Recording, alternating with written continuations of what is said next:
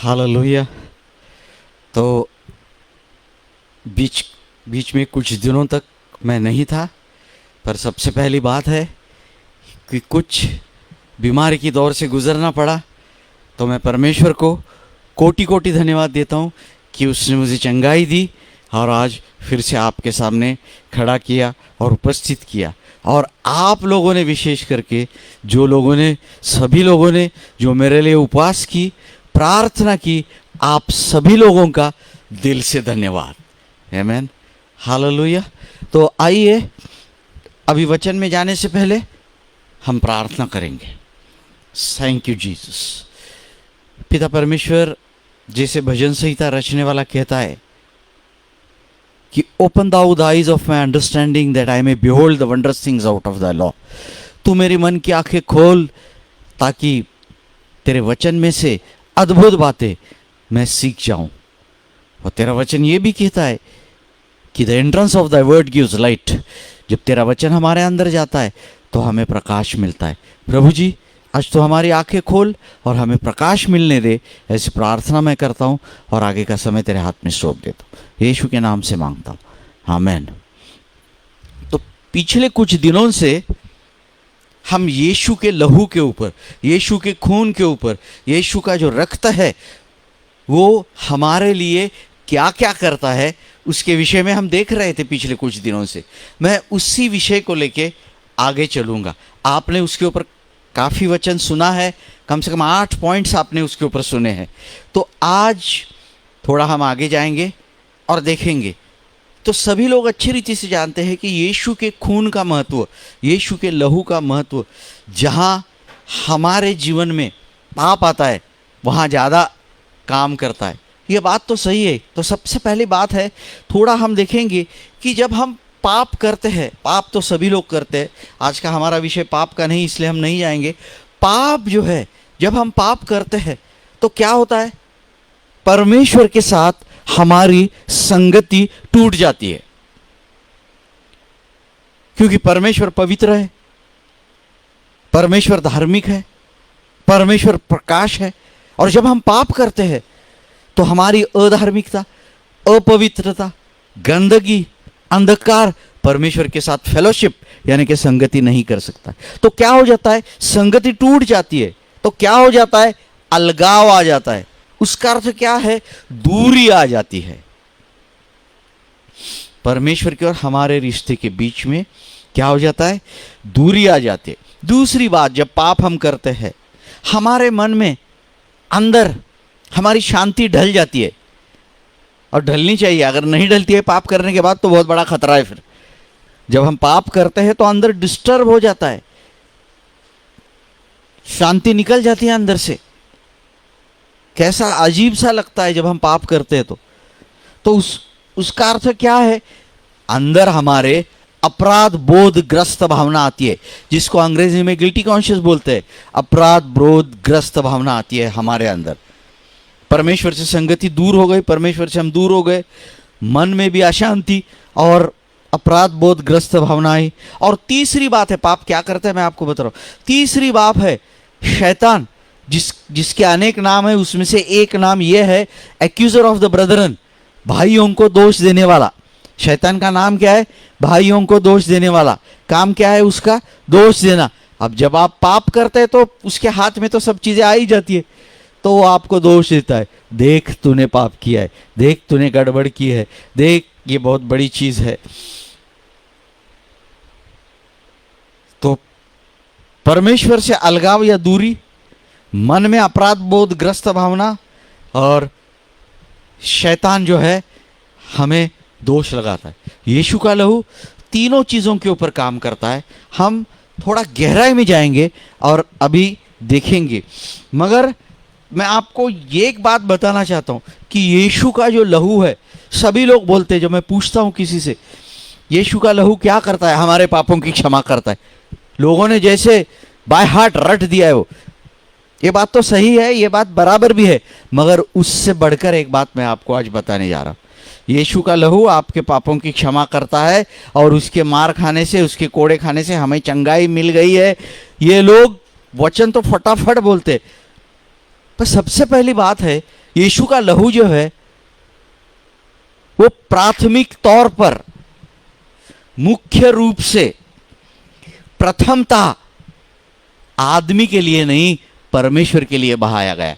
ये बात नोट करो, आपको थोड़ी सी अजीब लगेगी मैं क्या बोल रहा हूं, पर मैं आपको एक दो उदाहरण देके आज यही स्पष्ट करूंगा कि लोग सोचते हैं, मैं पूछता हूं विश्वासी लोगों, अरे यीशु का लहू मैं बच गया, मैं, सही बात है, वो तो 100% राइट है, मगर प्राथमिक तौर पर,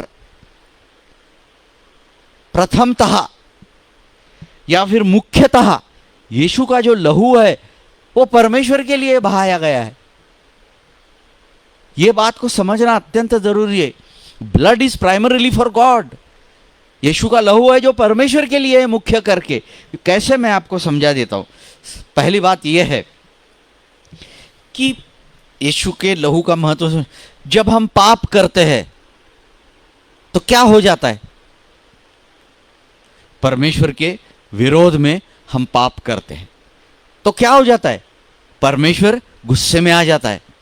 और आप अच्छी रीति से जानते कि परमेश्वर पाप को कभी भी सहन नहीं करता है, परमेश्वर पाप को कभी भी बर्दाश्त नहीं करता है। तो परमेश्वर कौन है, भस्म करने वाला अग्नि है।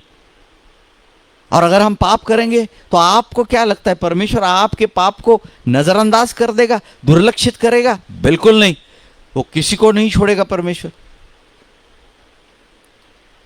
तो फिर जब हम पाप करते हैं, परमेश्वर गुस्से में है, हम तो पाप करके मौज मजाक करके बाजू हो गए, अभी कौन गुस्से में है, परमेश्वर। किसका गुस्सा ठंडा होना चाहिए, परमेश्वर का। तो यीशु का लहू जो है, परमेश्वर यीशु के लहू को देखता है और वो संतुष्ट हो जाता है,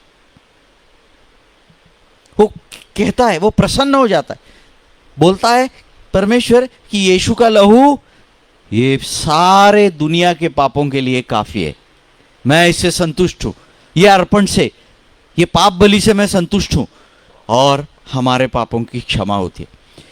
कभी गलती से भी ऐसा मत सोचना कि मैं अच्छा हूं, मैं अच्छे काम कर रहा हूं, हर रविवार को चर्च जाता हूं, दान दशांश देता हूं, लोगों की मदद करता हूं, सब अच्छे काम करता हूं, इसलिए परमेश्वर मेरे पापों की क्षमा करता है। बिल्कुल गलत है।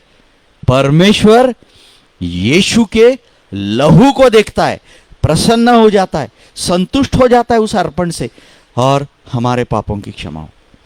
तो गुस्से में कौन था, परमेश्वर। किसको ठंडा होना चाहिए, किसका गुस्सा शांत होना चाहिए, किसको संतुष्ट होना चाहिए, किसको प्रसन्न होना चाहिए, किसको खुश होना चाहिए, परमेश्वर को। तो वो किससे होता है, यीशु के लहू से। और फिर क्या होता है, हमारे पापों की क्षमा हो जाती। तो खून जो है, वो खून किसके लिए काम करता है, पहले परमेश्वर के लिए। गॉड फॉर क्राइस्ट सेक, परमेश्वर ने यीशु के लिए हमारे पापों की क्षमा की है। इस बात को कभी मत भूलना। परमेश्वर प्रेम है, पर यीशु का अर्पण और यीशु का लहू देख के, अभी इसको थोड़ा गहराई में जाकर मैं आपको समझाता हूं। अगर आप लेविटिकस चैप्टर 16, लय व्यवस्था का 16वां अध्याय अगर आप पढ़ेंगे, तो उसमें पुराने नियम में एक दिवस है या एक दिन है, एक ऐसा दिवस है जिसका नाम है डे ऑफ एटोनमेंट, प्रायश्चित का दिवस या प्रायश्चित का दिन। ये पाप के विषय में बहुत ज्यादा संबंध रखता है, मायना रखता है। मैं आपको समझा देता हूं कि पूरे साल में एक ही दिन ऐसा था। कैसा था वो दिन, कि मेल मिलाप वाले तंबू, सभी इस्राएल लोग उधर आ जाते थे तंबू के पास, और इस्राएल के जितने लोग हैं वो सब पाप बलि, साल भर जितने पाप किए हैं वो पाप का अर्पण, पाप बलि जो है वो पाप बलि के लिए एक बकरा या बैल या मेमना वो लेके मेल मिलाप वाले तंबू के पास आते थे। अभी आप अच्छी रीति से जानते कि वहां पर वो जो बकरा है या मेमना है या बैल है, उसको क्या करते हैं, काट देते हैं बाहरी आंगन में। अभी मेल मिलाप वाला तंबू क्या है वो मैं आपको बता नहीं सकता, वो विषय नहीं है। इतना आप समझ जाओ, उसमें 3 भाग है, outer court, holy place and most holy place. बाहरी आंगन, पवित्र स्थान और परम पवित्र स्थान। तो ये बाहरी आंगन में क्या करते हैं, उस अर्पण को, जो भी है, बैल है, बकरा है, मेमना है, उसको काटते हैं। उसके बाद जो प्रमुख याजक है, जो मुख्य याजक है, अपने आप को साफ करके उस खून को लेके क्या करता है, परम पवित्र स्थान में जाता है। कौन जाता है परम पवित्र स्थान में? मुख्य याजक। क्या करता है? इस्राएल लोगों ने अपने लिए, हर एक व्यक्ति ने अपने परिवार के लिए, अपने लिए जो पाप बलि लाया है, वो पाप बलि अर्पण करने के बाद जो खून है, उस खून को सिर्फ क्या करते हैं, खून को लेके कौन जाता है अंदर? मुख्य याजक। और क्या करता है? उस खून को 7 बार छिड़कता है वो अंदर। आप जानते हैं कि अंदर वाचा की संदूक है, दयासन है, करूब्य है, उधर 7 बार वो खून छिड़कता है। अंदर कौन है? मुख्य याजक और परमेश्वर। कहां पर हो रहा है? परम पवित्र स्थान में। किसके लिए हो रहा है? जो लोग दूर बाहर बैठे हैं उनके पापों की क्षमा हो जाए। और ये 7 बार छिड़कने के बाद बाहर बैठे हुए लोग इंतजार करते हैं कि प्रमुख याजक कब आएगा। और जब प्रमुख याजक बाहर आ जाता है, उनको तसल्ली हो जाती है कि हमारे पापों की क्षमा हो गई। Excuse me. तो अंदर जो व्यवहार हुआ, ट्रांजैक्शन हुआ, किसके बीच में हुआ? परमेश्वर और प्रमुख याजक। क्या हुआ? 7 बार अर्पण का खून छिड़का। लोगों ने देखा क्या? नहीं। कब हुआ मालूम है क्या? कितना टाइम पे हुआ? बाहर आने के बाद मालूम पड़ा। कितना टाइम पे पापों की क्षमा हो गई? मालूम नहीं। तो जिनको पापों की क्षमा मिलनी है, उनको मालूम ही नहीं कि अंदर क्या चल रहा है परमेश्वर और मुख्य याजक के बीच में। तो खून छिड़कने के बाद परमेश्वर खुश होता है और वो पाप ढक देता था। तो ये खून किसके लिए है? परमेश्वर के लिए। इस बात को आप समझ जाओ। समझे नहीं अभी तक? ये बात तो ठीक है, हमारे पापों की क्षमा होती है। ये परमेश्वर, ये यीशु और ये प्रमुख याजक। दूसरी महत्वपूर्ण बात मैं आपको बताऊं, प्रमुख याजक अकेला क्यों अंदर जाता है? ये प्रभु यीशु मसीह का प्रतीक है। यीशु मसीह ने क्रूस के ऊपर अपना प्राण दिया, अपना खून बहाने के बाद अपना खून लेके यीशु परम पवित्र स्थान में गया था, तभी तो हम बच गए। तो इस बात को जान ले आप अच्छे रीति से कि परमेश्वर ने यीशु के लहू की कीमत, मूल्य जो ठहराया है, वो समझना जरूरी है। आपको क्या लगता है, आपकी भावनाएं क्या है, ये बात मायना नहीं रखती। God's valuation of it is very important, क्योंकि परमेश्वर यीशु के लहू को देखता है। और बाइबल में स्पष्ट रीति से कहा गया है 1 पतरस 1:17 से 19 में कि हम सोना और चांदी जैसे नाशवंत चीजों से हमारा उद्धार नहीं हुआ, बल्कि यीशु के बहुमूल्य लहू से। वचन क्या कहता है? यीशु का लहू जो है बहुमूल्य है। उसका अर्थ परमेश्वर क्या कहता है कि यीशु का लहू सोना चांदी कचरा है उसके सामने। यीशु का लहू क्या है? बहुमूल्य है। अगर परमेश्वर उसको बहुमूल्य कहता है और उसको देख के हमारे पापों की क्षमा होती है, तो परमेश्वर का जो उसका मूल्य है, मूल्यांकन है या कीमत परमेश्वर ने ठहराई, वही हमारी भी होनी चाहिए। क्योंकि परमेश्वर हमारे से बड़ा है, सर्वज्ञ है, सब चीजों को जानता है। इस बात को आप समझ लो कि यीशु का लहू सबसे पहले परमेश्वर के लिए है। परमेश्वर संतुष्ट हो गया तो हम बच जाएंगे, नहीं तो यहां पर पृथ्वी पर हमारी जिंदगी नरक, उसके बाद असली नरक, और उसके बाद अनंतता में आग की झील और नरक। आग की झील और नरक, इन सब चीजों से परमेश्वर ने हमें यीशु के लहू से बचाया। इसलिए यीशु का लहू जो है प्राथमिक रूप से, प्रथमतः, प्राथमिक तौर पर, सबसे पहले परमेश्वर के लिए।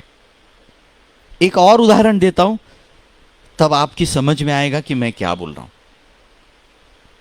चलिए थोड़ा पुराने नियम में निर्गमन की किताब 12वें अध्याय में जाते।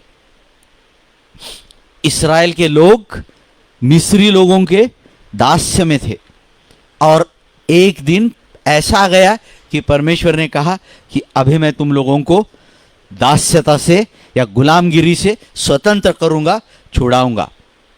तो उस दिन परमेश्वर ने एक चीज कही कि आज रात को मैं ये काम करने वाला हूं, और सभी इस्राएल लोगों को कहा कि हर एक परिवार के पीछे, मैं निर्गमन 12वें अध्याय की बात कर रहा हूं, हर एक परिवार के पीछे एक मेमना लेना, उस मेमने को परमेश्वर के लिए अर्पण करना।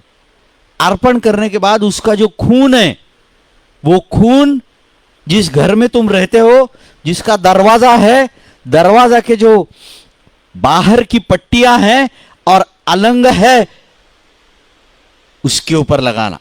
दरवाजे के बाहर अलंगों के ऊपर, और जो पट्टियां दरवाजे की है साइड पोस्ट, उसके ऊपर खून लगाना। और तुम क्या करना, इस्राएल लोगों को बोला तुम अंदर बैठना, अपना जूता पहने हुए, कमर बांधे हुए, हाथ में लाठी लिए हुए, और जो बकरा है उसका मांस भूज कर अखमीरी रोटी के साथ, कड़वे साग पात के साथ तुम खाना। तो वचन मैं आपके लिए पढ़ता हूं 13वां। तो लोग किधर है? इस्राएल के लोग घर के अंदर है। क्या कर रहे? वो बकरे का मांस खा रहे, और बकरे का लहू किधर है? बाहर के दरवाजे के ऊपर जो पट्टियां हैं उसको लगाया गया है। और परमेश्वर का वचन कहता है 12वां अध्याय और 13वां वचन मैं आपके लिए पढ़ता हूं।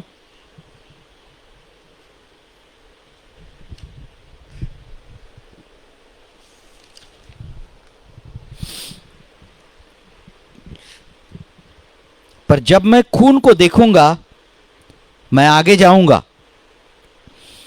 देखो, मैं उस लहू को देखकर तुमको छोड़ जाऊंगा, और जब मैं मिस्र देश के लोगों को मारूंगा, तब वह विपत्ति तुम्हारे पर न पड़ेगी और तुम नाश न होगे। जब मैं उस लहू को देखकर तुमको छोड़ जाऊंगा, और जब मैं मिस्र देश के लोगों को मारूंगा, तब वह विपत्ति तुम पर न पड़ेगी और तुम नाश न होंगे।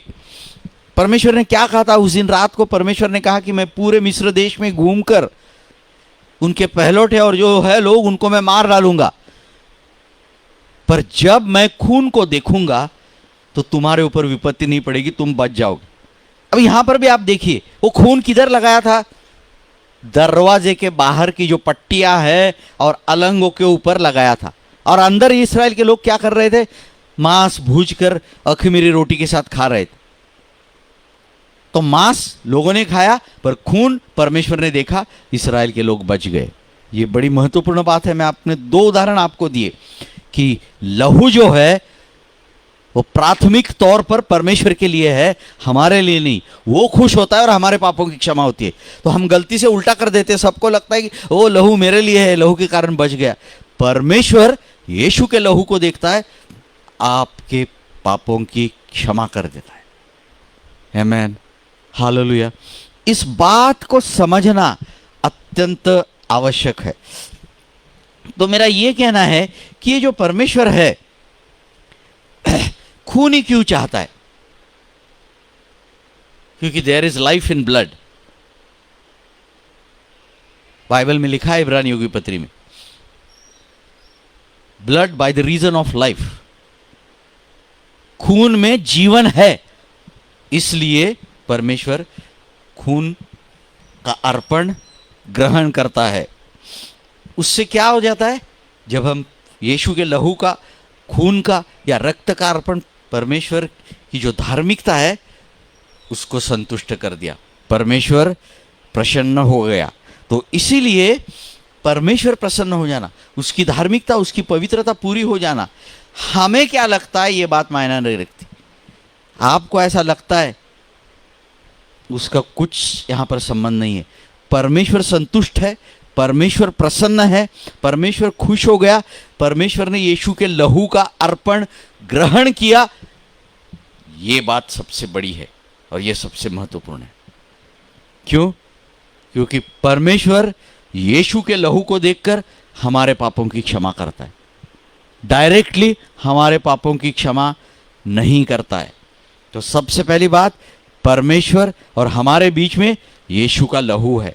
तो ब्लड प्राथमिक तौर पर, सबसे पहली बात कि ये प्रथमतः सबसे पहले जो लहू है वो लहू किसके लिए है? परमेश्वर के लिए है, हमारे लिए नहीं है। तो परमेश्वर यीशु के लहू को देख के संतुष्ट हो जाता है, प्रसन्न हो जाता है हमारे पापों के। अगर वो संतुष्ट नहीं होता था, फिर आप ऐसा बोल ही नहीं सकते कि मेरे पापों की क्षमा हो गई। आप बोल ही नहीं सकते कि यीशु ने मुझे बचाया या उसके लहू के द्वारा। इसीलिए परमेश्वर के लिए बहुमूल्य चीज, जैसे 1 पत्रस 1:17-18 में 19 में लिखा है, बहुमूल्य चीज यीशु का लहू है। सोना चांदी बाकी अन्य चीजें, पैसे उसके कंपैरिजन में कुछ भी नहीं है। सबसे कीमती चीज नजरों में परमेश्वर की यीशु का लहू है। उससे जो संतुष्ट हो जाता है उससे वो ग्रहण कर लेता है। सबसे ज्यादा परमेश्वर के सामने मुख्य बात, अहमियत जिसकी है, ज्यादा महत्वपूर्ण बात यीशु का लहू है। और उसको देखकर परमेश्वर हमें माफ कर देता है, क्योंकि उसकी धार्मिकता, उसकी पवित्रता, उसका राइचसनेस पूरा हो जाता है। तो ये आज का महत्वपूर्ण पार्ट 1 मैंने पूरा किया कि यीशु का लहू परमेश्वर के प्रति क्या करता है और यीशु का लहू मनुष्यों के प्रति क्या करता है, वो पार्ट बी है। तो अगले टाइम मैं आपको समझाऊंगा कि यीशु का लहू क्या करता है और यीशु का लहू क्या नहीं भी करता, ये भी मैं आपको समझाऊंगा। तो आज हमने सबसे बड़ी महत्वपूर्ण बात सीखी कि लहू जो है, यीशु का रक्त जो है, यीशु का खून जो है, वो सबसे पहले परमेश्वर के लिए है। हमें क्षमा मिलती है वो बात दुय्यम है, सेकेंडरी है, पर सबसे पहले परमेश्वर खुश हो जाता है और हमारे लिए पापों की क्षमा ये सबसे बड़ी बात है। मगर परमेश्वर पापों की क्षमा तब करता है जब उसकी धार्मिकता पूरी हो जाती है, और यीशु के लहू ने कर दी है। आमीन, हालेलुया। परमेश्वर इस वचनों के ऊपर आपको आशीष दे। आइए हम प्रार्थना करेंगे। पिता परमेश्वर, तेरे वचन के लिए मैं तेरे नाम को धन्यवाद देता हूं। तूने प्रभु जी आज हमारी आंखें खोली और एक नई बात तूने हमको बताई कि यीशु का लहू है वो सबसे पहले परमेश्वर को प्रसन्न करता है। तूने हमें यह भी सिखाया कि पुराने नियम में प्रायश्चित के दिवस पर लोग दूर रहते थे, उनको मालूम ही नहीं था कि अंदर क्या व्यवहार चल रहा है, और वो व्यवहार परमेश्वर और प्रमुख याजक के बीच में होता था, क्योंकि परमेश्वर को प्रसन्न होना चाहिए। इसीलिए प्रभु तूने ये भी हमको सिखाया कि जो लहू है वो दरवाजे के बाहर पट्टियों पे और अलंगों पे लगाना, क्योंकि जब मैं इस लहू को देखूंगा तुमको छोड़ दूंगा। इन सारी चीज़ों के द्वारा तूने ये सिखाया है कि तू लहू देखता है तो छोड़ देता है, वैसे तूने लहू देखकर हमारे पापों की भी क्षमा की। इसके नाम को, तेरे नाम को मैं धन्यवाद देता हूँ। प्रभु लोगों को इनके द्वारा तू आशीष दे, और यीशु के लहू का महत्व, उसकी अनमोल कीमत समझने के लिए तो हमारी सहायता कर, ऐसे प्रार्थना मैं करता हूँ। और आगे का सारा समय हम प्रभु तेरे हाथ में देते, तेरे वचन के द्वारा, तेरे पवित्र आत्मा के द्वारा तू हमसे बात कर, ऐसे प्रार्थना मैं करता हूँ। यीशु के नाम से मांगता हूँ, आमेन, आमेन।